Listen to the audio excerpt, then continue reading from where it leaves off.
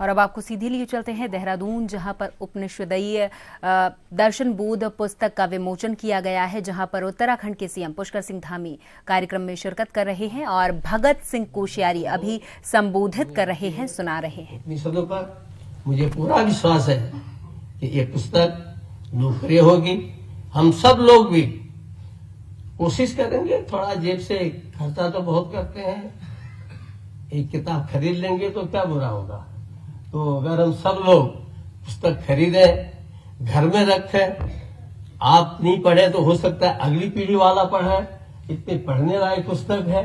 इसलिए आप सबसे मेरा निवेदन है, क्योंकि विवेचन बहुत है, मैं 8 जगह की 10 मिनट बोल चुका हूँगा, और इसलिए आप सबसे मेरा अनुरोध है कि हम सब लोग अपने भारतीय एआई की ओर, वेस्टर्न एआई को जरूर सीखें, but don't forget our own AI, that is आध्यात्मिक इंटेलिजेंस।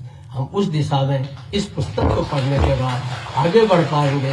मैं फिर से बहुत बहुत आपको बधाई देता हूँ, बहुत बहुत मेरी शुभकामनाएं।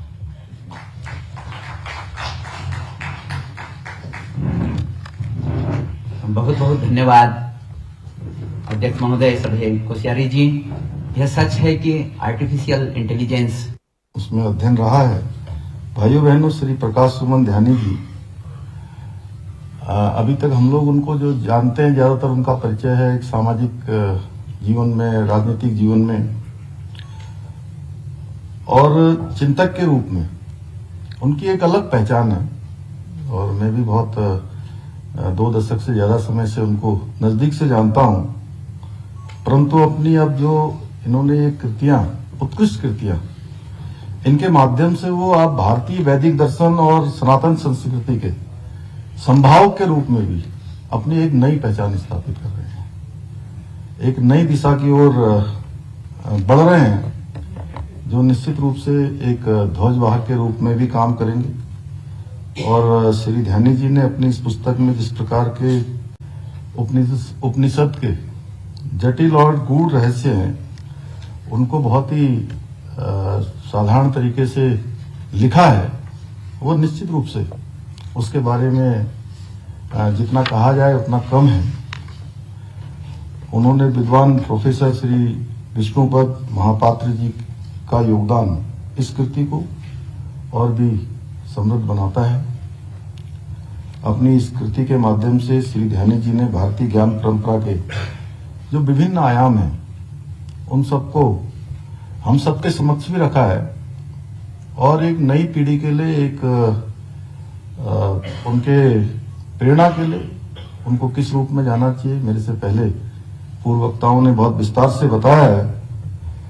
ये पुस्तक न केवल विद्वानों और जिज्ञासु पाठकों के लिए उपयोगी रहेगी, बल्कि हर उस व्यक्ति के लिए प्रेरक होगी। हर उस व्यक्ति को पढ़नी चाहिए जिसको भी भारतीय दर्शन में जिसकी रुचि हो।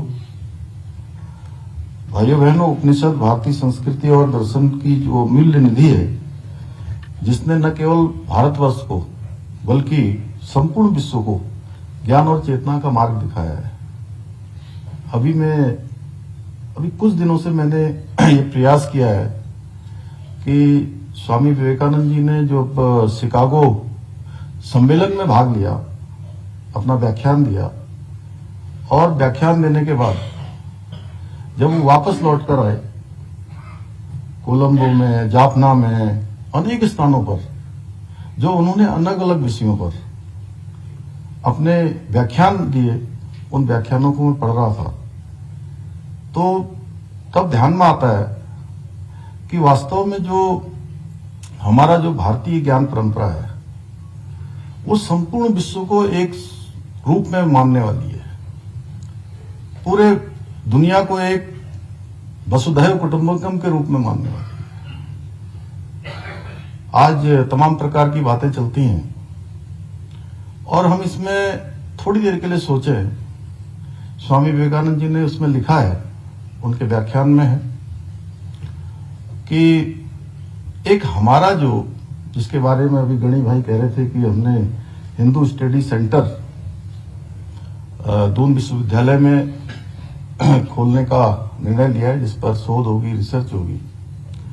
ये दर्शन और ये विचार एक ऐसा विचार है जिसने सबको जगह दी है। कहीं पर आज हम बांग्लादेश की स्थिति को देख रहे हैं। मैं उसमें बहुत विस्तार में नहीं जाना चाहता हूं, लेकिन हमने अगर किसी ने यहां चर्च बनानी है तो उसको चर्च बनाने के लिए जगह दी है। किसी ने मस्जिद बनानी है, मस्जिद बनाने के लिए भी यहां जगह दी। लेकिन कहीं पर अगर मंदिर है और वहां पर संख्या कम हो गई तो किस प्रकार से उत्पीड़न हुआ है, किस प्रकार का अन्याय हुआ है, ये हम सब लोगों ने इतिहास में भी देखा है। और पूज्य स्वामी जी ने भी जो है अपने व्याख्यानों में इन सब का उल्लेख किया है। तो भाइयों बहनों,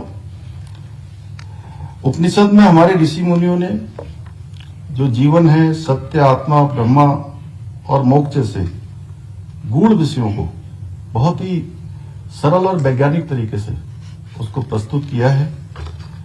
उपनिषद न केवल आध्यात्मिक चिंतन के स्रोत हैं, बल्कि ये मानवता को एक व्यवहारिक जीवन दृष्टि भी प्रदान करते हैं। और जिस प्रकार से आज हम ज्ञान विज्ञान आगे बढ़ रहा है, अभी आदरणीय कोश्यारी जी ने हमको 2 AI के बारे में बताया, आर्टिफिशियल इंटेलिजेंस और आध्यात्मिक इंटेलिजेंस।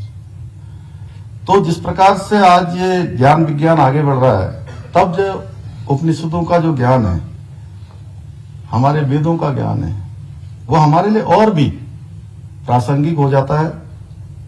क्योंकि जैसा रितु जी ने बताया कल की घटना के बारे में कि आज जीवन में जो कंपटीशन बढ़ रहा है, प्रतिस्पर्धा हो रही है, मानसिक तनाव है, भौतिकवाद की चकाचौंध है, और इस सब के बीच में हमें आत्मा और ब्रह्मा की जो खोज है वो निश्चित रूप से हमको प्रेरणा देने का काम करेगी।